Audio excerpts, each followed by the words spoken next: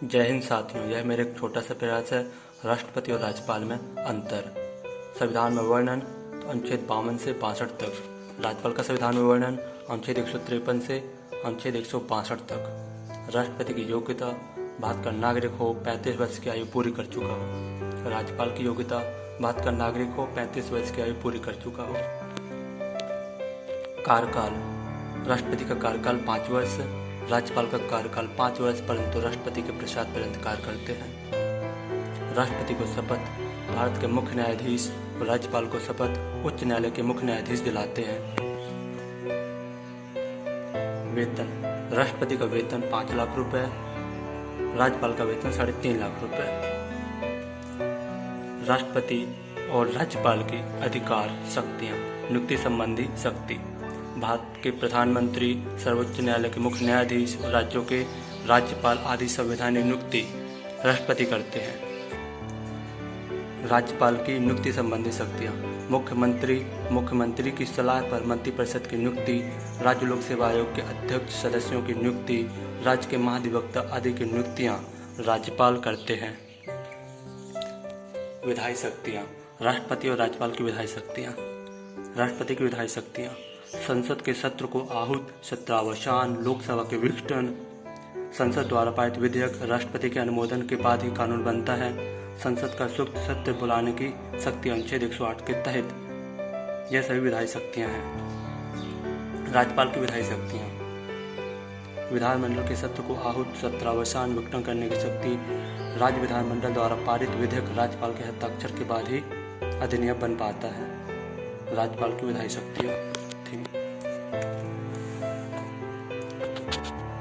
तीसरा, संसद के सदस्यों के मनोनयन की शक्ति राष्ट्रपति की। अनुच्छेद 331 के अनुसार लोकसभा में 2 आंग्ल भारतीयों की नियुक्ति राष्ट्रपति करते हैं, राज्यसभा में 12 सदस्यों की नियुक्ति राष्ट्रपति करते हैं। राज्यपाल की शक्ति, अनुच्छेद 333 के अनुसार राज्यपाल विधानसभा में 1 आंग्ल भारतीय की नियुक्ति करते हैं। राज्यपाल राज्य विधान परिषद की कुल सदस्य संख्या का 1/6 भाग सदस्यों की नियुक्ति करते हैं। राष्ट्रपति के अध्यादेश की शक्ति अनुच्छेद 123 में है, राज्यपाल के अध्यादेश की शक्ति अनुच्छेद 213 में है। राष्ट्रपति की सैनिक शक्ति, भारत की रक्षा के लिए सेना का गठन किया जाता है, जिसके सर्वोच्च सेनापति भारत के राष्ट्रपति होते हैं। राज्यपाल को किसी प्रकार की सैन्य शक्ति प्राप्त नहीं है। राजनीतिक शक्ति, दूसरे देशों के साथ कोई भी समझौता या संधि राष्ट्रपति के नाम से ही किए जाते हैं। अनुच्छेद 167 के अनुसार राज्यपाल को जानकारी देने आदि के संबंध में मुख्यमंत्री का कर्तव्य। राष्ट्रपति की क्षमादान की शक्ति, अनुच्छेद 72 के अनुसार राष्ट्रपति को किसी अपराध के लिए दोषी ठहराए गए किसी व्यक्ति के दंड को क्षमा करने, प्रविलंबन, परिहार, लघुगम की शक्ति प्राप्त है। अनुच्छेद 161 के अनुसार राज्यपाल के पास भी क्षमादान की शक्ति होती है। राष्ट्रपति की आपातकालीन शक्तियां, अनुच्छेद 352 से 360 तक। राज्य में संवैधानिक विफलता के दौरान राज्यपाल राष्ट्रपति को प्रतिवेदन भेजकर राष्ट्रपति शासन लगवा सकते हैं। राष्ट्रपति की वीटो शक्ति, अत्यंतिक वीटो, निलंबनकारी वीटो और जेबी वीटो।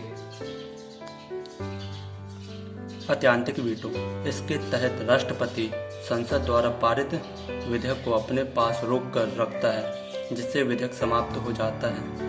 इसका प्रयोग अधिकतर गैर सरकारी विधेयक पर करते हैं।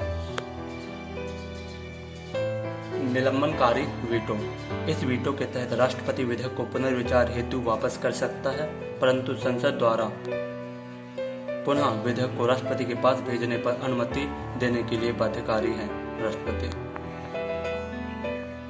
जेबी वीटो या पॉकेट वीटो, इस वीटो के अंतर्गत राष्ट्रपति विधेयक पर ना तो कोई सहमति देता है और ना ही लौटाता है, परंतु एक अनिश्चित काल के लिए विधेयक को लंबित कर सकता है। इसका प्रयोग भारतीय डाक बिल 1984 में किया गया था, ज्ञानी जेल सिंह जी के द्वारा। राष्ट्रपति और राज्यपाल के वित्तीय अधिकार, अनुच्छेद 110 के अनुसार धन विधेयक के लिए पूर्ण अनुमति आवश्यक है राष्ट्रपति जी की। अनुच्छेद 112 के अनुसार राष्ट्रपति का यह कर्तव्य है कि वे वार्षिक वित्तीय विवरण को संसद के पटल पर प्रस्तुत करवाएं। राज्यपाल के वित्तीय अधिकार। अनुच्छेद 202 के अनुसार राष्ट्रपति की भांति राज्यपाल भी राज्य के वार्षिक वित्तीय विवरण को विधानसभा में प्रस्तुत करवाएं। राज्य विधानसभा में धन विधेयक के प्रस्तुतिकरण के लिए राज्यपाल की पूर्व अनुमति आवश्यक है। जय हिंद दोस्तों।